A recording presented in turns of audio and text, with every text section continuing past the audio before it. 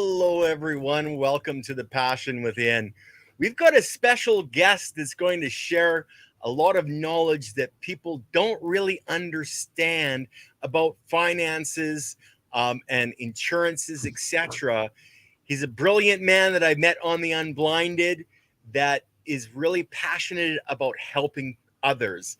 And since I'm always preaching caring, sharing, and community, this is a man that cares, shares his knowledge with people, and is forming a wonderful community. Welcome, Howard. It's a pleasure to have you on with us today. Wow. Thanks for having me, Ken. This is going to be a lot of fun.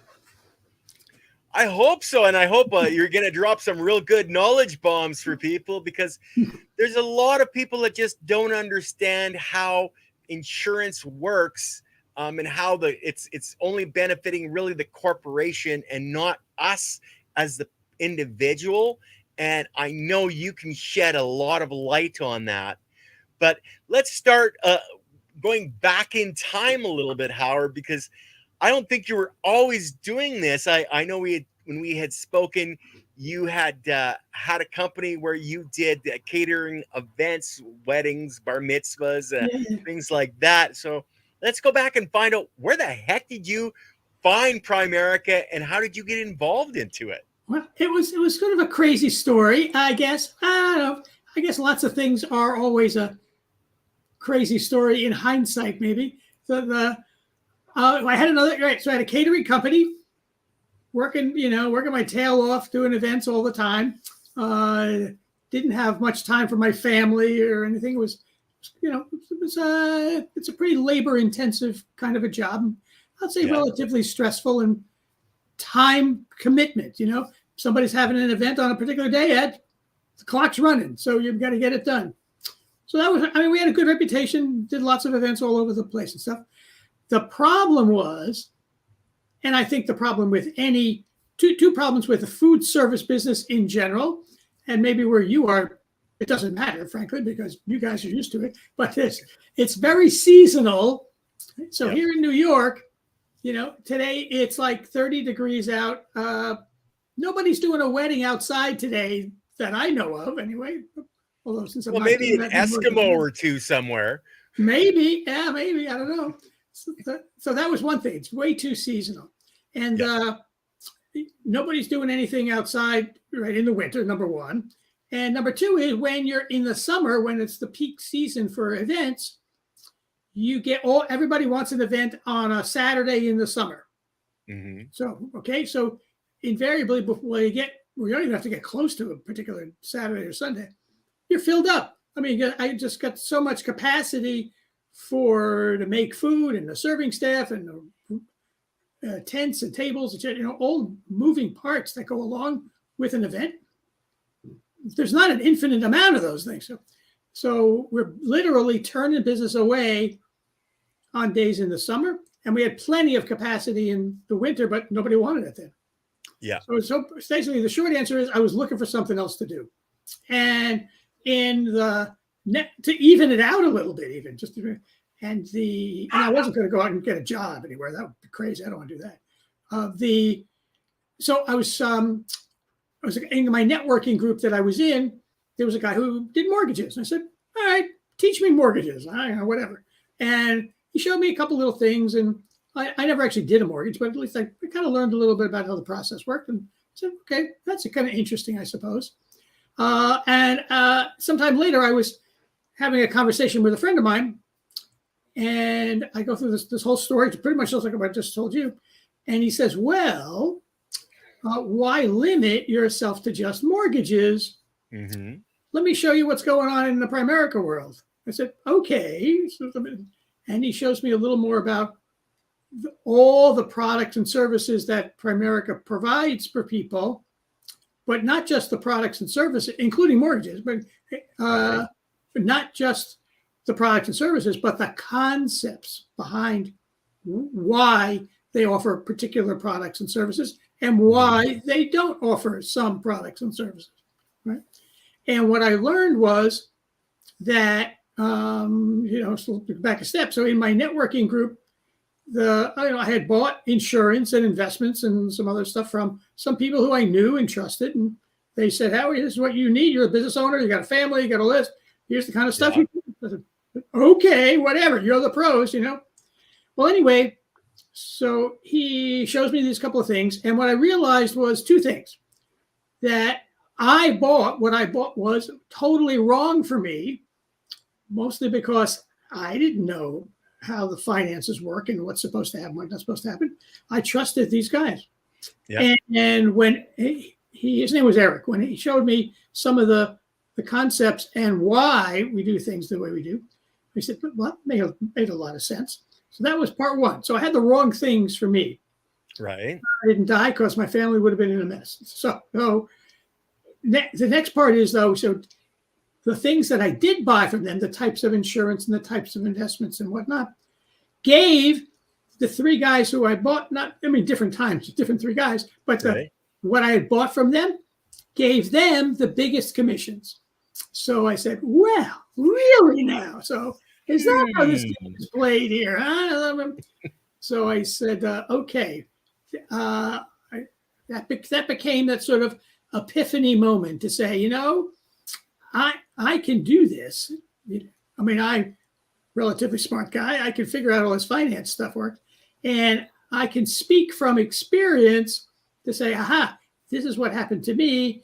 And now moving forward, I can help other people to get out of the wrong kinds of products. It's not that we sell the right kind of insurance. It's we unsell the wrong kind of insurance for people, for most people in most situations. I actually like how you phrase that, Howard. It's not that you're selling the right kind. It's, guys, this is the wrong kind and you're wasting your money over here. Sure. So let me show you how it actually works so we can move you to a better solution. I love that. Thank you for that. There you go. Thanks. And so that was that, right? So that became, and I switched everything around and, now we're in a much better place. But the point is that was kind of the turning point, move forward. Well, and that's really, I think a lot of people don't really understand how insurances work, and the difference between what's called a whole life policy and a term life. Mm-hmm. And there is a major difference in price. Now, we all want to protect our family, our future, our children, and their future. And that's why we purchase insurance in the first place. But before we really dive into that, like now you have created this business, and this is an opportunity for someone that is looking for something to do, like you were saying, spare time, and you're only making a certain amount of money in a particular time. And I deal a lot with the cannabis industry, and for the growers, the winter, it's like a farmer. You have a lot of time in the winter, and you're not really making a lot of money. So this is actually an opportunity that people can look at as well. So let's touch on that before we get into the other side and difference in types of insurance, if you wouldn't mind, please. Yeah, I mean, there's lots of different ways to take advantage of the opportunity. And I don't want to say there's almost more than we can talk about. It's almost better to draw some pictures, but let me just keep going. So what you can do, and it depends on where people are coming from, their level of interest, their how much time and effort and passion they want to help people out. So lots of different ways to put this together. Say we can also, I've been doing this a pretty long time, so this is my more than full-time job for sure. And so that's the way that's one extreme, I'll say. Mm-hmm.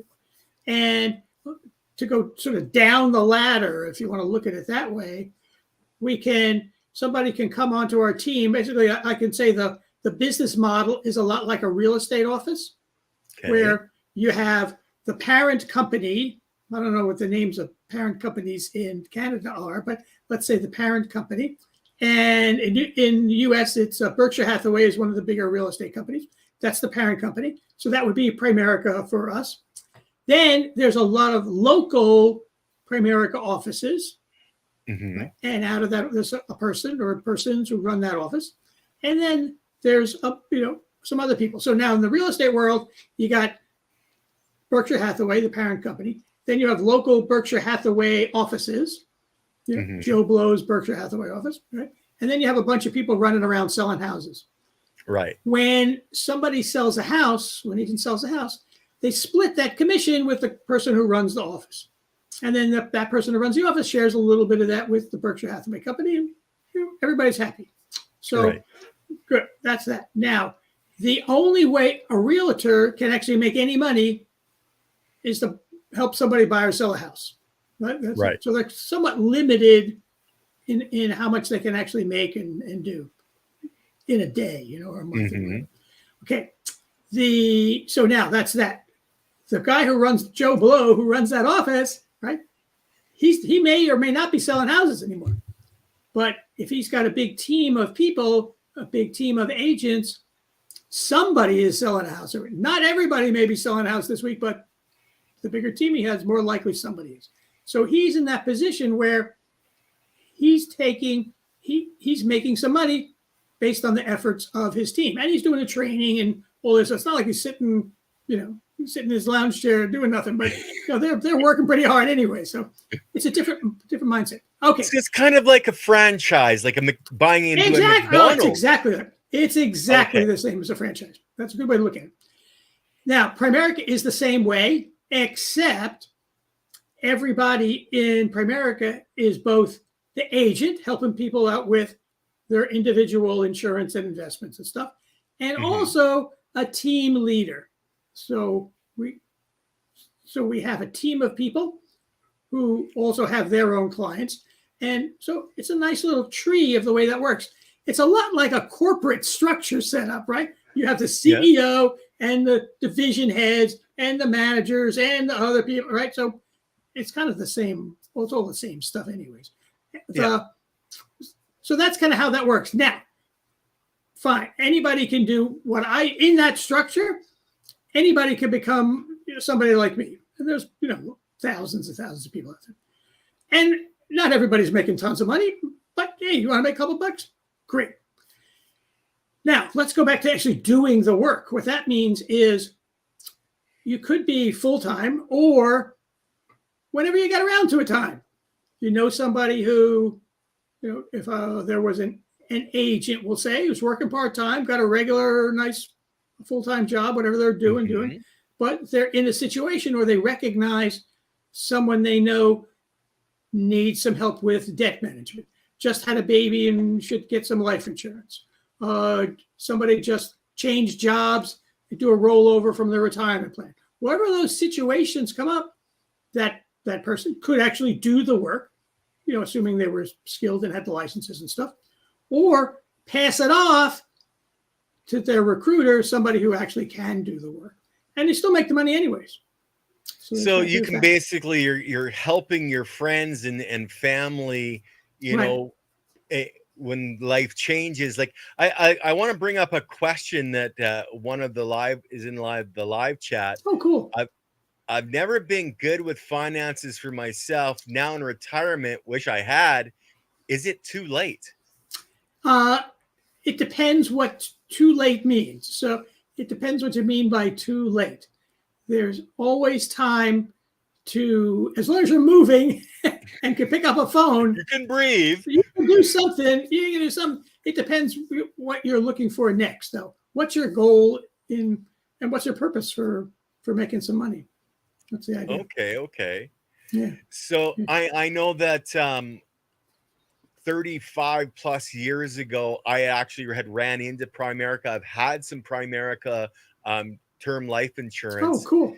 So can we go into the difference in because I learned back then about whole life insurance and term life insurance. I don't know if it's changed really much in the 35 years, but can you explain to our audience what the actual real difference and why the one's not as good as the other? Well, I think it's I don't want to say it's debatable, but let's look at it this way. We'll give it them. We'll give it to them. Yeah. Well, let's look at it this way. I think of the company, we think of life insurance like car insurance. So you have your car, I don't know about Canada, but here you have to get insurance if you're buying a We car. do as well. Okay, good. So what's the situation? So it's called collision insurance. You drive your car, somehow you crash your car, the company gives you some money, you fix the car, and you move on. Okay, fine. Right, we get that. Now, in life insurance, it's the same kind of thing. You're alive, you die, you have some insurance, right? The company gives your beneficiaries the money and they move on. But what do they call it? But so really, what is that insurance accomplishing? In the car example, it's fixing a collision. Right. In the life insurance example, it's really a death insurance. They should be calling it death insurance. Nobody's going to buy death insurance. So they call it life insurance. Isn't that nice? That's the misdirection. Just a little misdirection. Oh yeah, it's all marketing. It's all marketing. So that's the way. That's that. So the insurance is just insurance to pay. If something goes wrong, there's money there to replace your income. And that's really the other way to talk about it. It really should be called income replacement insurance. That's the way I think of that. Now, the other kinds of insurance, and there's like half a dozen flavors of insurance, and some have specific uses for specific things and people in specific kinds of situations. Most of the time, I'll even go and say the vast majority of the time, those kinds of insurances have a little savings account component built in. So you pay your money every month. Some of it goes to that insurance, just in case you die, you're going to get insurance. And some of it goes into this savings account that's kind of off on the side. Right. The purpose, not that there's a purpose for it, but the idea, the concept is, well, you probably need some savings anyways. So let's give me, I'm the insurance company, give us the money. And if you die, we'll give you some money, your family give money. And you also have this little savings account. It's also, and the problem is that savings account grows very, very slowly. Not that it's probably better than a savings account at a bank, but not a lot. Right. What we say is get insurance for insurance. You want insurance? Do you need insurance? Perfect. Get the term insurance. But if you really want some savings, do savings. Do investment. Do something that will really have a significant return. And we talk about mutual funds and managed accounts, and there's a whole bunch of investment products where you can have a pretty good return. So it's what you're talking about. You're going to get a much higher return, generally speaking, than what you could put in the bank for savings. And I would call it a lot better than stuffing it under the mattress. But, like a lot of people, they have a concern in the back of their head that, okay, you had mentioned the term term insurance. So I think you better explain term insurance a little bit more. Yep. So term insurance means that the insurance is in place for a specific time period. That term, it will terminate at some point. And if you get it when you're, so the close, let me say it this way. Whenever you get the insurance, you say, I want it for 20 years, 30 years, whatever. And usually we describe that as what should that time period be? Usually till kids are out of college, move out, and don't come back. You're not responsible for them anymore. Right? Does that actually happen nowadays? Well, not nowadays, but it happened to my kids, thank God, so I'm good. So, in fact, the joke that I always talk about it in this way is that they're on their own. They've got decent jobs. They got families. They're doing whatever. They're not asking me for money anymore. They're not coming back to move in with me. So if anything, I may end up moving in with them someday, who knows? But payback. But at least that's payback, exactly. So that's where that is. So I, frankly, don't need insurance anymore. Nobody is dependent on my income. Right. And in fact, the term of my insurance is going to end in sometime this year. I don't even remember when, actually. Next couple of months. And then it ends. It's good. Yep. Okay, so then when somebody takes the money and they invest it in say mutual funds or because Mhm. there's 100,000 different options what they Sure, can absolutely. do, they end up making a significant amount more than over time because compound interest and just how that Exactly. system That's right. works Sure. over that time. And then they don't you have $1 million in the bank, you don't need $1 million worth of life insurance anymore. I No, think in that's the fact, basic concept we're talking that's the about. Is switch. that correct? That's right. So when you're picture yourself as a young family, that you need a lot of insurance because if you die, your income stops and your family's in big trouble and you don't have much money saved up. Later on, you kind of get like me, I don't need the insurance anymore, but now we've built up a significant amount of savings so that we can live off that. If and when I ever want to retire, I don't have to retire. I like doing what I'm doing. Why should I stop? And if you did pass, your family is definitely taken care of Oh, for sure. because you have the money in the bank. That's right. Well, don't say bank. I have money in the investments, right? True. So, for a young family, because we deal with a lot of people, that early 30s and late 20s, early 30s. Mm-hmm. Um, what's a good investment for someone like that really doesn't understand investing? Like I have no real understanding of how the stock market works, and I don't think I would want to go that route. So, what are some of the different options that people have? Well, we talk about mutual funds without getting too much into the weeds. Think of the way I describe mutual funds is picture a big, like a dining room table or a big conference room table. Okay. And sitting around the table is a bunch of smart people and a lot of computers.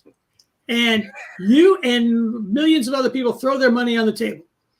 And it's the job of the people sitting around the table to make that grow, to make that pile of money grow in according to some criteria. Sometimes it'll be in a technology investment. Sometimes it'll be in a government investment. So like a whole bunch of different kinds of things. In any case, my job as the advisor is to get your money on the right table for you. Right. That's the way to look at it. And now, so if somebody's 25 or 30, right, they're on one table. When you get to be 55 or 60, we're sliding it to a different table that may not be as aggressive or whatever the criteria happens to be. So that's the idea. So what I'm really hearing is the younger you are, the broader the types of investment because you've got time on your hands. Time on it. That's the key thing is time. Yeah, and as you get older, you want to tighten up the investments so that there's a lot less risk because this is your retirement you're talking about. Yeah, you're yeah, and I think you want to go fishing a lot more than you want to be sitting at home, especially in New York in the wintertime or the windy city of Chicago. That's right. There you go. Hawaii and the Bahamas sounds so much better. There you go. So remember the person who asked the question about they're in retirement, what do I do? Is at that point you have, so when starting earlier, the stock market goes up and down, up and down, up and down, right? So when you get a little older, you want to be more conservative because you don't have a lot of time. You want to start using your money when it's at a dip. And that's what you got to be careful of. So the earlier you start, the more time you have for that to build up. Well, I think that at this point we better look at something that is most people really don't understand is how compound interest truly works. And I remember it's in it because I ran into Primerica 35 years ago. But something that has always stuck in my head is the guy said, well, if I had a suitcase with $1 million in it and I was going to give it to you and all you had to do is pay, 50% of it to the tax man, would you want the money? And people were going, well, no, I don't want to pay anything to taxes. That always stuck in my head but yeah, I've got the $500,000 in my pocket. I don't care about the tax man at that point. Right. I've got the money. So can you explain how compound interest actually works for a lot of people? Is there a like a whiteboard or anything we can use here, or just gonna describe it? You tell me. You're gonna have to use that beautiful All right, mind of gotta use yours, some- Howard, and All give right. us some visualizations. All right, so let's see if you can do the math in your head. So let's say you have $100. Right. Somehow you got $100, right? And you bring it to the bank. We'll pretend it's a bank for now. And the bank says, okay, you put your $100 here in the bank, and at the end of the year, we're going to give you 10% interest, right? Mm-hmm. So, okay, you put your money in on January 1st, December 31st, we're going to give you 10% more. How much money do you have? You have $110. Perfect. Very good. You get a gold star for that answer. Now, thank you. Let's don't do anything. Just leave the money there. Keep it another year. At the end of the second year, now how much money do you have? Still the same 10% interest. You'd have 121 because you'd have the extra $10.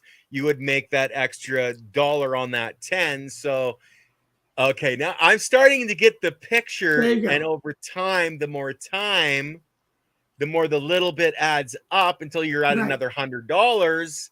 That's right. And then okay. And then it grows and grows and grows. Exactly. So that's that power of compound interest, because the interest is generating even more interest. So that's the power of that. And that's really what you need time for. And that's why it's better to start. Yeah, the best day to start investing was yesterday, and second best is today. Right. Well, I know Lucas was saying that he worked at Primerica for a month or two. And I think, I don't know if people can get in, they get out, etc. But I think just having this understanding, is worth spending a month or two to really lock it in your mind of what the heck and how this stuff works, because it's not taught in school. No, that's a crime. That's not what. So there's a few states, I think Florida and I forget what another northern state, I think, are now requiring high school students to have some level of financial literacy before they graduate. So that's a good thing. Yeah, I think they should bring that into a global situation, because yeah, for sure. That you go to job, you get your paycheck, and especially when you're young and you're a little dumb and you're not too interested, it's booze and women, or if you're a woman, it's clothes and shoes. But we're not really taught to understand how to use our money for our future, because most of us, when you're young, you don't even think about the future. That's the future. That's right. So right. I'm glad. Oh, sorry. I was just going to say, I'm glad there are places where they're actually putting that as a prerequisite. For sure. And now there's the U.S. anyway, starting, I think next year. I'm not sure exactly when, but will be a government law that if you're an employer and you have some minimum number of employees, like 10 or 15 or something like that, you must provide some kind of retirement plan for everybody.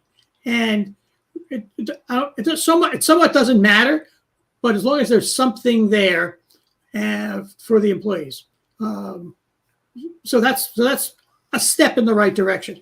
One of the things that I do is I go into companies and have a financial wellness workshop.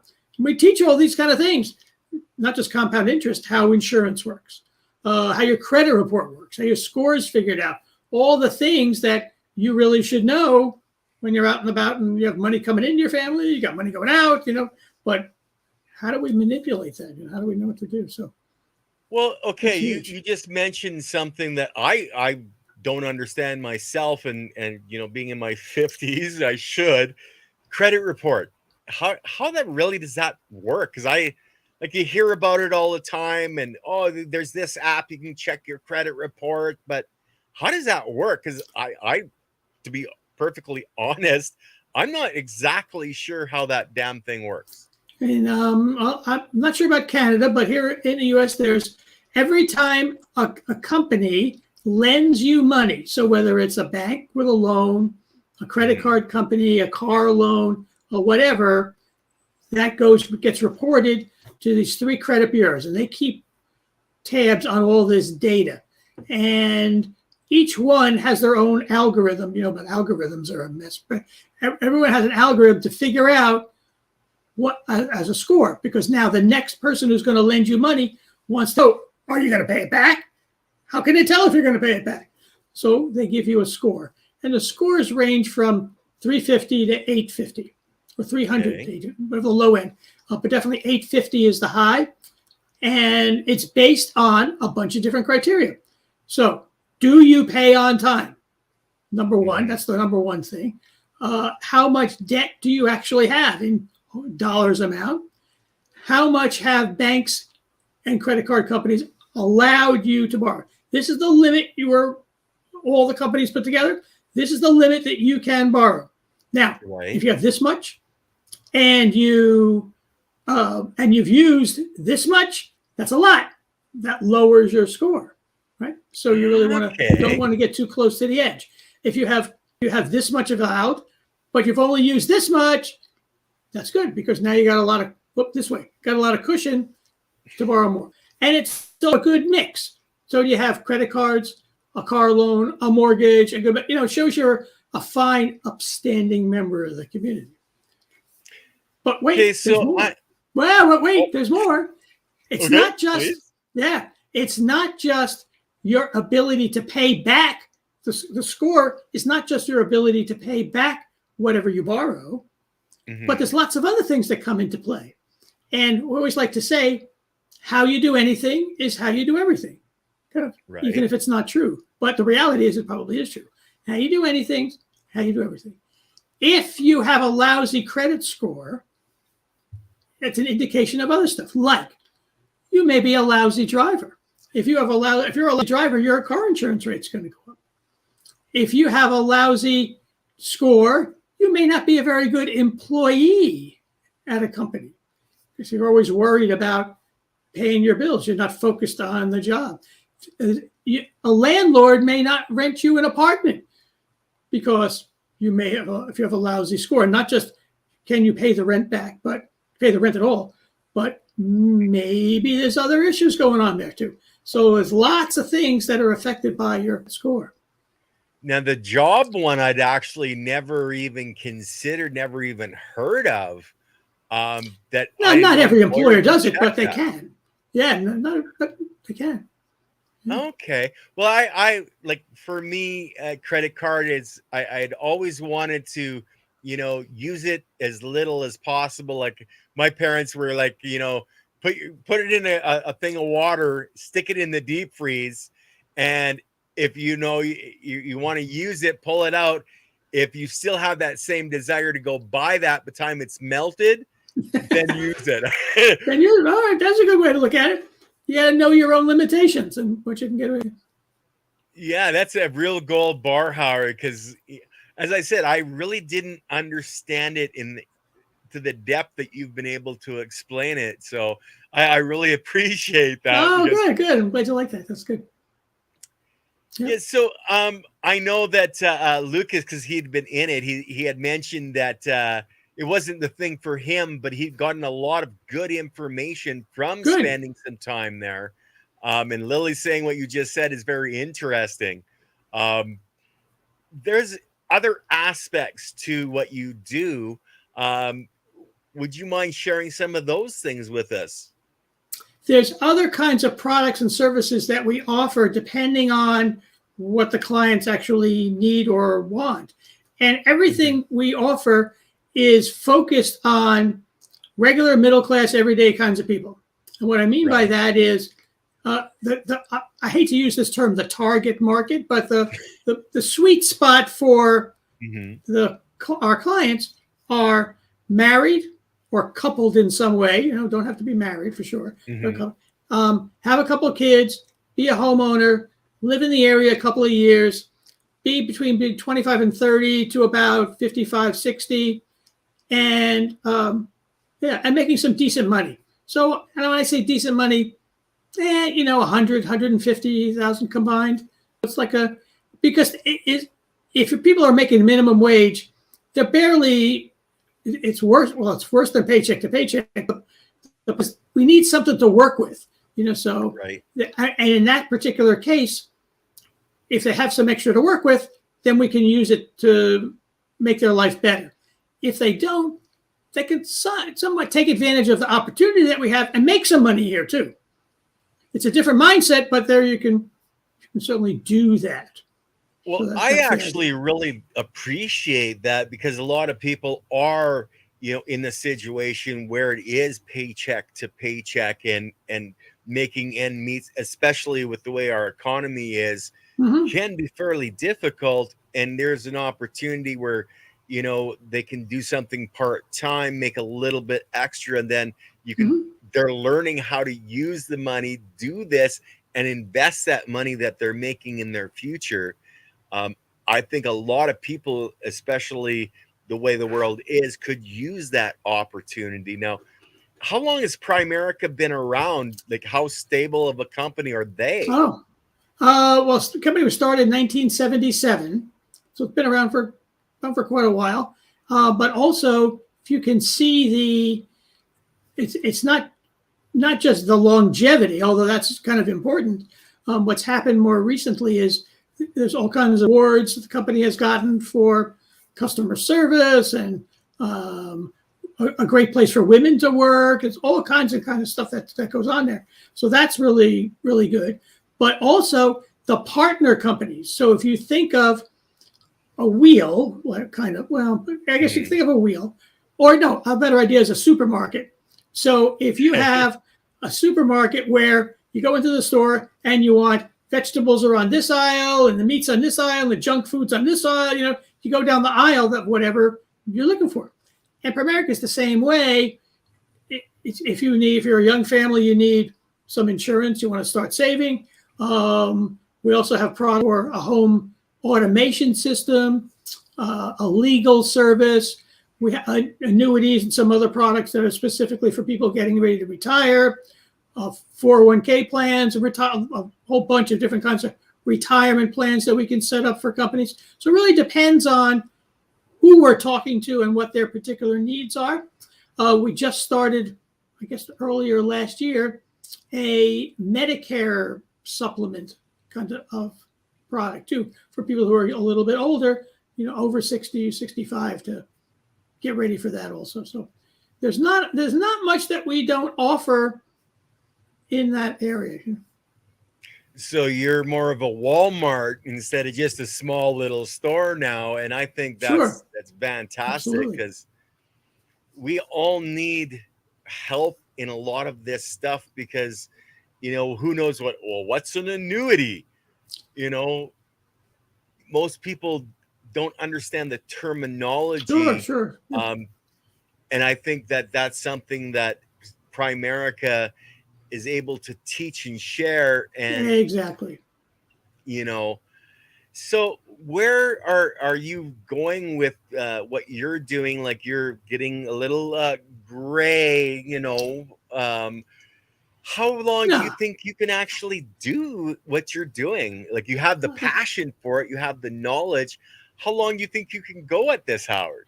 I think I can I have no plan to stop. I mean, as long as I can sit at a computer and talk on a phone, I'm here. So I very rarely, which is kind of the good news and the bad news, I suppose. I rarely see anybody in person. I get clients all over the country. Some I've never met. I've seen them, but I've almost never met them. And sometimes it would be nice to actually see somebody, but as long as we have that kind of a relationship, it works out. Works out fine. I'm not. And the worst thing that happens is, if I don't want to work one day, I don't work one day. Whatever it is. So I'm not even up to that yet. So what? You're not going to hang out at the beach and go surfing? No. So it's funny you mentioned that, though. As a funny side story, so my wife plans all our vacations and stuff. She likes going to the beach. So the last couple of years, we'd rent a house on the coast in Maine, and she hangs out at the beach. I bring my bike, go for a bike ride, go for a hike, do some other stuff, work in the morning for a couple hours. Then I'm out on my bike. We both have a great vacation out of it. We meet up for dinner at the end of the day. And like Wheatus is saying, great mindset, Howie. And can you, like, you're licensed in the U.S. and is it different, or can you sell products globally, or does it have to be in your country specifically? It's only for me, but in the U.S. there is a whole company in Canada, but that's it. No place else. And Okay. I think I don't really know a lot of the nuance of what goes on in Canada, but you guys got your own thing over there, so it's pretty similar. It's similar enough, anyways. Well, when it snows as deep as we do, it's nice to be able to work at home and not have to drive to an office through That's for the sure. blizzard. That's for sure. I love what you're doing, Howard. It's really beneficial in so many ways to so many different people, and sharing that you can do this online. You don't actually have to go and sit with a person. So somebody that's, say, an off-grid homesteader could literally do this business sitting at home, as long as they've got the internet and access to that. Exactly. Because I know a lot of people, like, we used to call them the guerrilla growers, where, they're up on the side of the mountain growing cannabis up in the canopy of the trees in California. That this would be something, once your stuff is done on this end, you can sit back and go, well, yeah, Mr. Government man, this is how I make my money, and I can show this to you. And I think, I shouldn't say any more about investing or anything like that. I might get into trouble, but it's something that people can even consider. Sure. In fact, what I would do is I could throw this out at you or the listeners. We have a relatively new app. Everything's an app, Right. And it's called $B Smart. And the idea is that we send you a link to your cell phone, smartphone, send you a link to your phone. You click on the link and answer a few questions. And in less than 5 minutes, it will return a list of a variety of ways that you can improve your answers. And then we'll talk about it and see what makes sense for you. But that's an easy way to sort of get started and have an understanding of where your finances are and an idea of what to do next. So that's all complimentary, free, and doesn't even cost anything. Like that, I think they call that an oxymoron, because it's all the same thing. Yeah. But actually, Silly Lily has a question for you, Howard. Oh yeah, what does Howard do for fun? Oh, good question. I don't know which direction I'm pointing in here, but so I have my bike. I can go cycling, hike, that sort of stuff. So I like to be outside. So you're basically like some of the unblinded. We've got one gentleman. He's doing a stair climb here next month. Oh yeah, sure. Yeah, I don't know if I would call that fun to do. I think he's doing like 90 flights or something like that. Yeah, it's like one of the huge buildings in Chicago. He's going to walk up the whole thing. Yeah, but for me, bicycling for biking for me would be to get onto a Harley Davidson and go touring down the highway. There you go. But you like to actually the physical activity more. So what we know it's working for you, because you're obviously, you're passionate about this. You're doing this because you love it and you love people. Mm-hmm. Where are your hardships, though? Or are there really any hardships in what you're doing? I would say I don't know if I'd call it a hardship. The disappointing thing I would say is when people say no. I'm offering you this is, if I do this for you, this is where you're going to likely end up. We can't say I guarantee it's going to happen, but this is what happened here. And they say no, and I say, like, what? What don't what don't you get? And what I realized a long time ago is they're really not saying no to me; they're saying no to themselves. And I think, nope, it's your life, not mine. I can save as many people as I can, but if you don't want to be one of them, okay, I will, I gave the information. You can, bring a horse to water, can't make them drink, whatever the analogy is, Yeah. That's the way I kind of look at it. But on the other side, the other though is what really turns me on is there was there's a woman who do a retirement plan for a small company near here. And it was a young girl who was like 22 or so, whatever it is. And she reluctantly contributed to their retirement plan. And it's a plan where they put some money in and the company matches a significant amount of that. So I was there a couple of weeks ago, and she comes over and says, like, so how's my money doing? Like, what am I doing? And she had a good sense of how much she was saving. So she's thinking, okay, the money should be about this much. And the reality was it was almost 3 times what she thought it was. And that's because of the matching and the compound interest. And her eyes lit up. It was like, oh my God, you're kidding. This is I did that, what? And I said, good. Now you get it. Good. Now tell everybody else here about this. I can describe it. Their managers can describe what a good deal it is. But until they describe it and they feel it, that's when it matters. That's when it matters. Well, yeah, when they actually see the dollar and cents amount and go, what? What? Exactly. Like I think possible? How much? Okay, here's a wild question. You've been doing this for a significant amount of time. What do you think is the most you've seen somebody go from point A to point B? How much money have you seen that? Well, they're not done yet. I mean, we have a couple of people with, a couple $1 million, but they've already been at it a long time, or they bring money to the table here, whatever the story is. Mm-hmm. What we have done is taken people with lots of debts, credit cards and car loans and all that, turn that debt into retirement accounts, into positive retirement accounts. But it takes time and a little bit of discipline, but it's just math. And they just follow the plan, and they can definitely do that. So are we talking hundreds of thousands, millions? Oh, easy. You can, if somebody is around 30, I'll just give it, I can just round some numbers. So if somebody's around 30, they got a bunch of debts. I'll say bunches of debts. Maybe I'll say like $20,000, $30,000, with of credit cards and car loans, and maybe a small college loan that they're still playing around with, maybe not even including the mortgage. We can take those payments and a strategy for how to pay those off. And then once those are paid off, you take the money that you are using to pay for those loans, add that to a retirement account, and let that grow.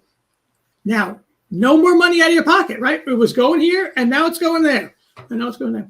And they can easily be $1 million, and by the time they're 50, 55. So, I think without working too hard. Yeah, a lot of people don't understand that it's not taking any more. Like if you've already paying life insurance, you're not paying any more than you were before. You're just putting it into a different kitty, a different bucket. And yeah. And like Wheatus is saying, things can change overnight, can happen overnight. Life changes come fast sometimes. Like I hate to bring it back to myself for a moment, but I was making, 100,000 plus as a truck driver, doing fantastic. And I dropped to my knees and almost died in minutes. And my entire life has changed. And it's that split second, Sure. You never know. Yeah, it's people don't plan for it, because I hadn't planned for it. There you go. And most people don't plan because they think they're going to live forever, which is fine. I want everybody to live forever, but it's kind of that just in case. When you go to a funeral? Have you ever been to a funeral for a young parent? Or anything, or somebody relatively young? Yes. Yeah. Unfortunately, I have. What's everybody in the audience thinking at the funeral? Hope he had life insurance. There you go. Yeah. And what kills me is if you go to GoFundMe, people are asking for money for people died and whatever. They're only asking for a couple $1,000s to bury the guy. We're talking income replacement for decades is what we're talking with the life insurance we have. Yeah. We want to keep that family going. That's the idea. Well, yeah, especially for the young family, because when that breadwinner is gone and the money's not there, it's terrible. Like I've seen people that have basically their whole life has collapsed and they end up in a very bad place, and you're trying to prevent that for people. That's right. That's right. So, and for usually not a lot of money. I mean, it's really the analogy a lot of people use. Oh, it's like a gym membership. That's all it is. Oh, that's all. Okay, that's easy enough to do. So you're talking about 8 or 10 cappuccinos at Starbucks every month. That's it. That's all it is. That's all it is. To keep your family going when you're not here. It's bad enough that a kid loses a parent, or a married couple loses their loved one, and all that's bad enough. I mean, that's bad enough. It's a tragedy by itself. But compound that with a loss of income, then it's a real mess. Like Wheatus is saying, it happens all too often. Right. That's right. Yeah. Oh, Howard, there's one question that I always ask when we get close to the end of the podcast. Oh, cool. What would you have to say to the youth of today about the passion it takes to find their path in life? Ooh, it sounds like the monk on the mountaintop. You're the monk, brother. What do you got for us? What to find their passion? What would they? To tell you the truth, I'm not sure what the magic question would be, but I guess it's worth answer. It's worth exploring a lot of different things. Here's a good example. That the other day, could have been this morning, yesterday, I got an email from a woman I know who's a photographer, lives in New York, at least used to live near me in New York. She gave up her apartment. I guess she's still a photographer, but gave up her apartment and traveled the country for a little while and ended up in Dominican Republic. I hope she knows Spanish. I don't even know, but this is where she's going to be. She's going to do some writing, do some photography, just fine, and figure it out. So I said, that's awesome, to be able to. She's single, no kids, nothing like no relationship, nothing like that. So I said, man, I wrote back to her. I don't know that I would have the balls to do that when I was 30. So I said, good for you. I'm looking forward to hearing more of your stories. I think that's great. So basically, what you're saying is, don't or how would I say, put yourself in the box, but explore life as it comes to you. Definitely and more. Whatever you find that is the passion, go after that. Go after it, and exactly. So I look at me for my example. I don't know if it's typical. I mean, I've had 3 careers. So I have a degree in computer science. I worked for 10, 15 years in the computer world, then switched into food service, and now I'm doing this. I'm not planning on doing anything else. So I think I'm done with 3. But, I still have lots of interest in lots of other places, and I have lots of good community, lots of people I love, and they love me. And, that's kind of where life is, I think, and not even though I work a lot of hours, I enjoy what I do. And I think provide a good value and good service to everybody too. And Howard, what you just said, you enjoy what you do. I think that in a lot of ways is the key, is finding the enjoyment in what you do. A lot of people have careers that they're really not happy with. Right. And I think when you can find something that gives you pleasure, it allows you to get up in the morning and want to get up in the morning. Exactly. And it pays pretty well, so it's a side benefit. Well, there's always that. The money does help, And like Guida says, lifelong pursuits of knowledge and relationships. Sure, relationships are key. Yeah, and that's what you're forming because, okay, the person that you were dealing with, that their account is now exponentially larger than what they Yeah, ever expected. I think that's somebody that is going to call you a friend and go thank you because you've given yeah, them something amazing. yeah, yeah. Oh, So there you go. and And I appreciate that. Yeah. somebody else that is appreciating on you, Howard. Howard, appreciate what you do to try to ensure that people are covered for the surprises in life. That's for sure. And I think that's a lot of what this show is about, is to bring a different aspect and different points of view. Like we've had, because I'm so in depth in the cannabis industry, we have a lot of cannabis growers and that, but we've also had the divorced dad come on that has Oh, talked about divorce and dealing with that. And we've had Xenia from Cyprus come on oh, talking about how to use hypnotherapy to find the bad spots in your life to fix them. This show is all about those passions, and there's so many different things. Like I have an artist that is going to be coming on to show art and that passion. It is those passions that we have, that you've had three different ones. You've had the yeah. computer sciences, and then you've moved on and you've moved on. And I'm thinking Olympic skier for you, Howard. I mean, come on, why not? Go for it. I can think of something else to do for sure. There you go. Well, Howard, I want to thank you so much for your time. You've been a wonderful guest with fantastic knowledge. And I've learned a lot from you that I didn't understand, especially on the credit score. I didn't Oh, sure. understand, so I don't know how we can help you in the future, but is there some way that as a community that's going to be finding this video in the future, how's the best way to either help you or to help carry on this passion that you have for helping people? I would say, first of all, I think the easiest thing to do is to use or take advantage of the $B Smart app. So whether I can't really help people in Canada, but we can do the app. That's easy enough, and then just find a local Primerica person where you are. That's okay too.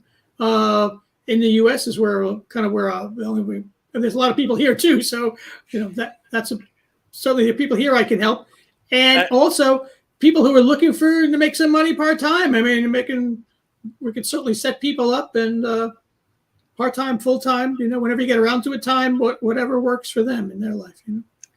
So anybody, you're in a New York area. New Maybe York. there's somebody that has a school child. Maybe because we just had a good point here. These things should be course in middle school. Maybe Sure. that's your next thing, is going in and teaching the kids.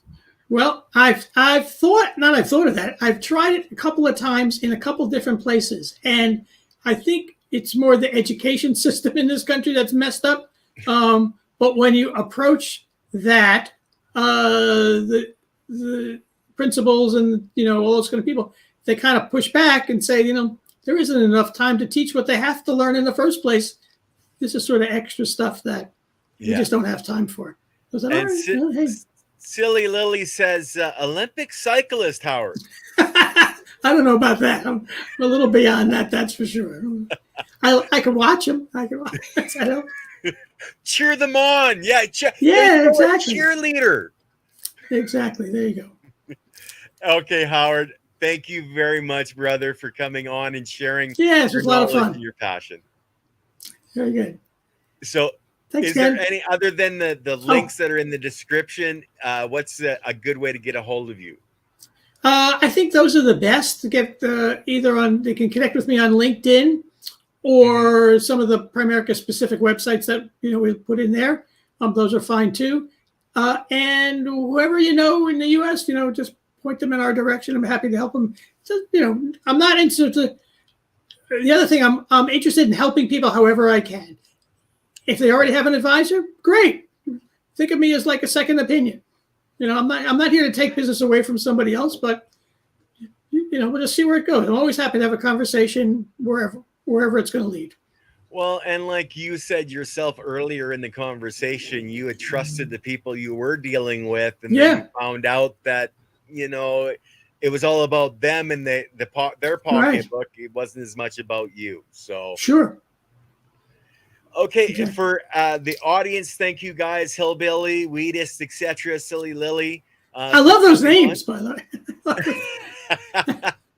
and Weedist wanted to also say thank you for your valuable time, Howard. And it's all about the biology, which is my saying. Everybody knows that I'm all about biology, and that's going to be our next guest, actually, for the cannabis group. We have Tom Landry on, who's a grower from Eastern Canada, who's using Leighton Morrison, his horizontal soil system, in a commercial grow. That's coming up in an hour, so stay tuned for that. And we have some other shows happening. We have the new show with Leighton Morrison and Dr. Av Singh on this coming Friday. And I've got Tommy Trichomes on Thursday for you guys. So that's what's coming up on my end. Again, Howard, thank you so much for your time. And I will see you in the Unblinded tomorrow morning, my friend. Actually, I got a meeting tomorrow and Wednesday mornings, probably Thursday. So okay, we'll get back to you. Good luck with your meetings, friend. Okay, thanks. Okay, all right. Thanks, Ken. This was a lot of fun. Bye. Fantastic. I'm glad you enjoyed it as much as I did. Yeah, I love talking about this stuff. I think that's kind of obvious. There you go. Well, very good. Very good. Okay, I'm going to end the broadcast there, everybody. Have a great day, and I'll see you guys in an hour.